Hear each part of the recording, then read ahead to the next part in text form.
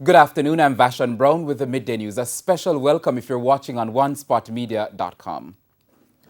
As the country continues to battle the coronavirus pandemic, close to 400 people are now hospitalized because of the disease. The Health Ministry this morning reported that a record high 398 people are in hospital, 34 are critically ill. In the meantime, 4 more people have died from COVID-19. The total number of COVID-19 deaths now stands at 511. The latest persons to succumb to the illness are a 52-year-old woman from St. James, a 74-year-old man from St. Elizabeth, and a 68-year-old woman from St. Elizabeth, as well as a 95-year-old woman also from St. Elizabeth.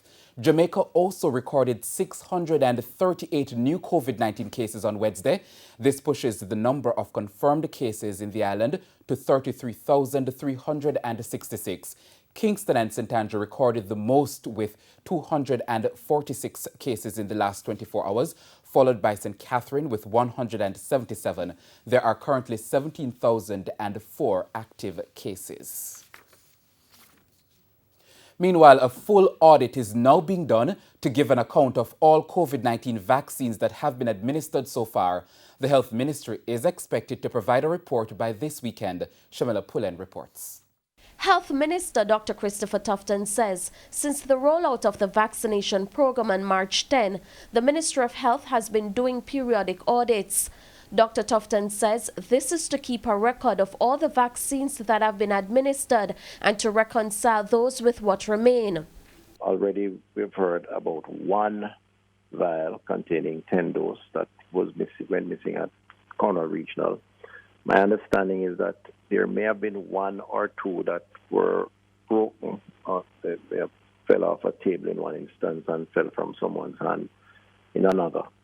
And records should reflect that with supporting evidence. But when we get the information, we will be happy to make it public.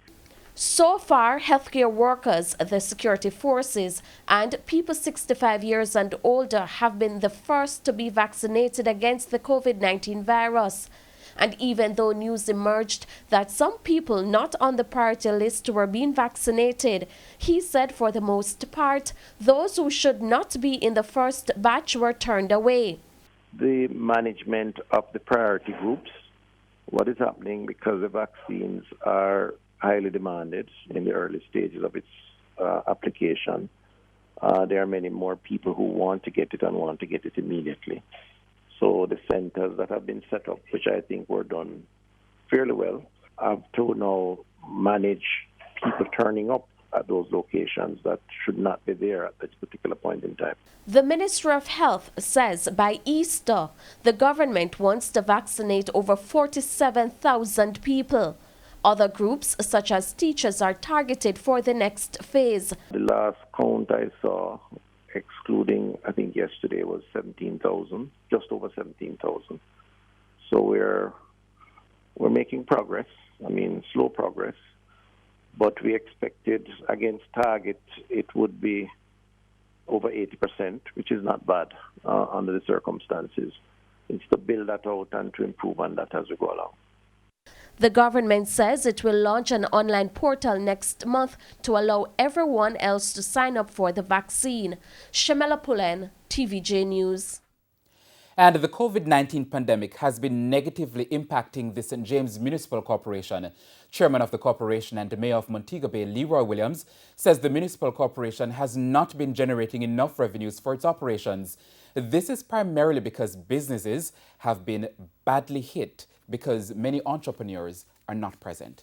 Such as trade license, you have building fees, barbers and hairdressers fees, you have building, well, I mentioned building fees before, but quite a number of the fees, persons are not able to pay them. So as a result of that, it has seriously affected our revenue. However, I must say, notwithstanding that we were able to maintain our staff, no one has been laid off. Now, COVID-19 patients are not the only ones being impacted by the shortage of medical oxygen now affecting hospitals across the island. This afternoon, we turned the spotlight on a teenager from Manchester who needs the commodity to stay alive. We have more in this report. Since news broke that the country was experiencing a shortage of medical oxygen, Sinead Francis and her mother, Nicola Patterson, have been living on the edge. At just 16 years old, Sinead has spent all her life battling human T-cell lymphotropic virus type 1, more commonly known as HTLV1. The virus can cause lung disease, kidney failure, swelling, and paralysis of the spinal cord. But the disease is not her only problem. The recent shortage of medical oxygen across the island threatens her very existence. She's on the last oxygen right now, so whenever time it's finished now, I have to take her to the hospital to get oxygen. Hospitals have been scraping to get enough oxygen to treat patients, and as a result, Ms. Patterson fears her daughter might experience the ripple effect. The last time I filled it in Kingston, I bring her to the clinic the 10th of last month. So I end up full the 3 cylinder there, so that's all I have oxygen now. But the portable is finished, but when I call, they say they don't have any right now to assist me. Young Sinead is on her last supply of oxygen, and Ms. Patterson is hoping that the situation will be resolved soon. In the meantime, the sole supplier of oxygen in Jamaica, IGL Limited, says it has doubled its efforts to ensure hospitals have enough oxygen to meet the rising demand. Sandy Williams, TVJ News. On to other news now. In a few hours, Prime Minister Andrew Holness will make his contribution to the budget debate. Mr. Holness's presentation is scheduled to begin at 2 p.m. Now, the budget debate provides the government with the opportunity to take stock of its performance over the previous fiscal year, to measure its progress in relation to the targets previously set, and to assess the effectiveness of its management of the country's finances. Now, you can watch the Prime Minister's presentation right here on TVJ. The murderous rampage gripping the island has pushed the number of recorded homicides since the start of the year to 312 as at March 17. That works out to an average 4 murders each day. Now, 8 of the 19 police divisions across the island recorded increases in murders. St. Andrew South, St. James and St. Catherine North are the most problematic divisions with 44, 38 and 32 murders respectively. St. James recorded a 138% increase with 38 murders since the start of the year compared to 16 in the same period last year. Now, St. Mary 1 and Portland 2 recorded the fewest murders over the period. Another of the crime indicators, shootings, also increased over the period, with 277 compared to 269 for the same period last year. The other major categories of crime, namely rapes, robberies, and break-ins, all declined. 20 people remain in police custody following a raid at a guest house in Discovery Bay, St. Ann on Wednesday. The operation was carried out as the security forces searched for a suspect in a shooting and a murder in St. James. Head of the St. Ann Police Superintendent Dwight Powell says checks are being made to find out whether other police divisions are interested in some of the detainees. The number of the persons have been released from custody. So we have some 20 persons that are with us that are being processed with a view to see if there is any interest that any of our partners has in them.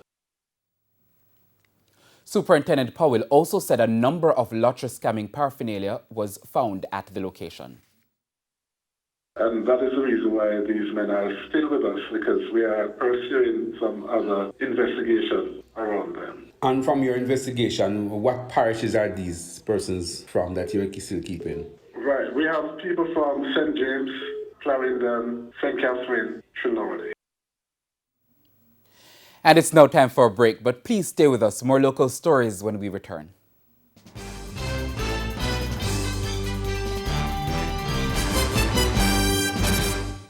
Welcome back, and we're continuing the news. After days of facing backlash from residents and several municipal corporations for its recent operational changes, the Jamaica Public Service Company, JPS, has responded. As you'll hear in this report, the utility company is defending its decision to close some branches. Sandy Williams has the details.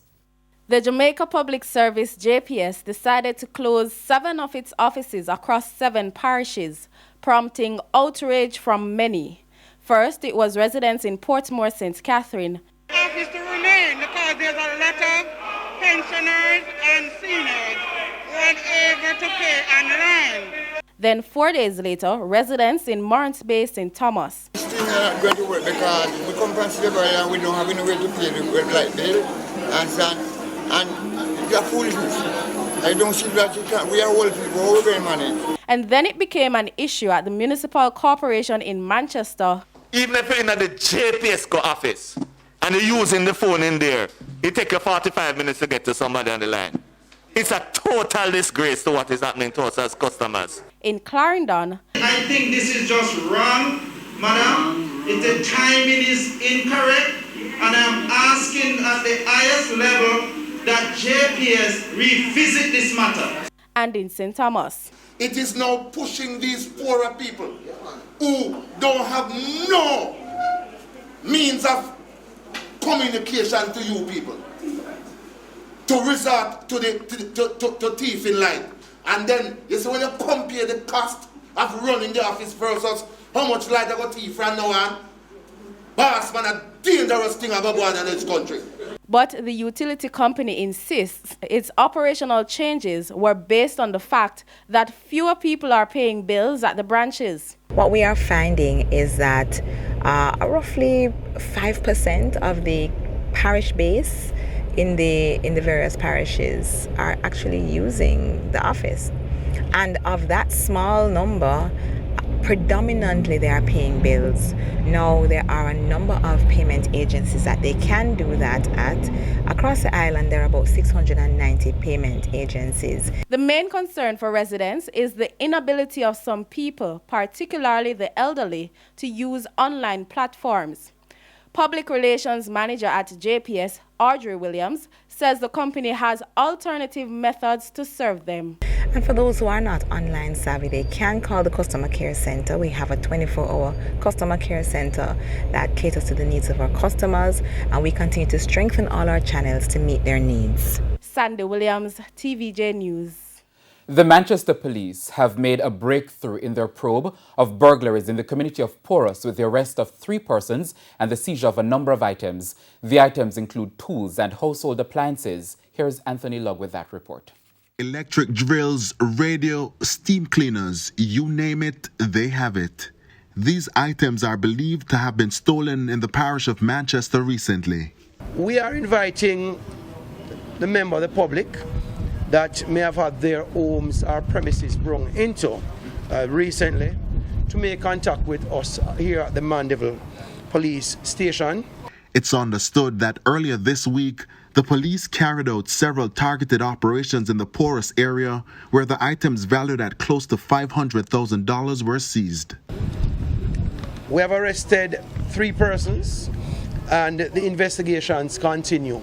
The offense of breaking is one that impacts this parish in a significant way, and in recent times we have had significant successes in this particular category of crime.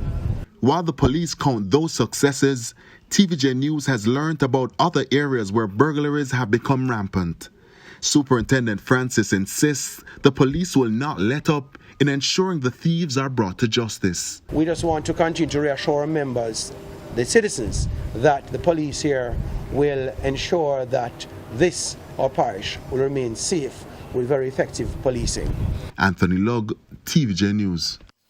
News overseas now. The U.S. Centers for Disease Control and Prevention, CDC, has released new, more extensive guidance when it comes to coronavirus testing, aimed at places like schools and workplaces and at healthcare providers.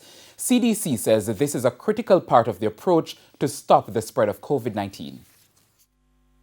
In the war on COVID-19, it's a weapon to help get closer to the end of the pandemic. Reliable and widely available testing is a crucial part of our efforts to stop the spread of COVID-19. The CDC says anyone with signs or symptoms of COVID-19 should continue to get swabbed during testing. But the agency also says rapid tests at different points in time, also known as serial screening, can help catch asymptomatic infections, allowing for quick identification and isolation of an infected person, especially important when there's a large number of coronavirus cases in a community or a high risk of COVID-19 spreading. To end this pandemic, everyone must have equal access to affordable and timely testing with fast turnaround time for results to identify infections and reduce community spread. The guidance is intended for use by healthcare providers and public health officials and those doing testing in places like colleges and universities, workplaces, homeless shelters, and detention facilities. The CDC also says getting a coronavirus vaccine will not affect the results of a COVID-19 viral test. Time now for sports. Several regular members of the Reggae Boyz squad will not be traveling to Austria for their international friendly against the US on March 25. In addition to 9 local-based players, the 18-man squad also boasts 6 new faces from the United Kingdom. Whenever a Reggae Boyz squad is selected for duties, you can bet the scale will be tilting in favor of those based overseas. Well, that's not the case for the March 25 friendly against the United States. This time it's even Stevens. That's because several players with regular caps and the mainstay of the squad have opted out of the contest, with Adrian Mariappa of Bristol City and Michael Hetto of Fulham the only regulars to take up the offer from the JFF. But while saying the players' decision not to take up the invitation must be respected, JFF General Secretary Dalton Wint did not give any reason for the players' absence and declined to say who are the players. Pool is quite a large one, so if I start naming the persons, it would be difficult to remember all the persons. But I won't at this time name anyone. They have, as I said, made their choices, and we can only concentrate on the person who have made themselves available for this match. And despite the players turning their backs on the JFF, Wint says no one will be blackballed. We have invested quite a lot, financially and otherwise, in all the players that have been a part of the road to Qatar. And we'd love for these players to be part of the program, continue to be part of the program going forward. We do not want to lose any one of these players by the wayside. They are a part of us. They are family. We are family. And we hope this impasse that we are having will be settled as soon as possible. Meanwhile, coach Theodore Tapper Whitmore will have to make do with 6 new players from the United Kingdom in what is largely considered an inexperienced squad. They are defenders Curtis Tilt of Wigan Athletic, Amari Bell of Blackburn Rovers, Ethan Pinnock of Brentford, Liam Moore from Reading, and Wesley Harding of Rotherham, as well as Watford striker Andre Gray. According to TVJ football analyst O'Neill Meredith, this is an opportunity for some players to stake a claim in the team. A little surprised, but based on the current impasse, I understand what is happening. You have to work with the resource at hand. Coaches apparently is using this opportunity to audition for defenders. There are a number of young defenders coming into this team. A number of them we have never seen. English-based players, of course. So let's see what they have to offer, because there's opportunity there. TVJ Sports understands that Daniel Johnson, who made his debut in November last year against Saudi Arabia, turned down the invitation late, while Ravel Morrison, who had earlier accepted the invitation, later decided against it. The much-anticipated inclusion of West Ham United striker Mikel Antonio did not materialize, as he opted to remain with his club until the English Premier League season is completed. Meanwhile, all members of the delegation that went to Washington, D.C. for their European visas were successful. They were met at the embassy by the Austrian ambassador to the United States, Martin Wyss. They will depart Washington on Friday for New York and then to Austria on Sunday. While in the United States, the players could take part in gym sessions. Spencer Darlington, TVJ Sports. And the TVJ Sports has been reliably informed that Swansea City FC forward Jamal Lowe will replace Ravel Morrison in the Reggae Boyz squad to face the United States next week. And that's the Midday News. I'm Vashon Brown. Don't forget to join us at 7 for Primetime News Package. On behalf of the news, sports, and production teams, have a good afternoon.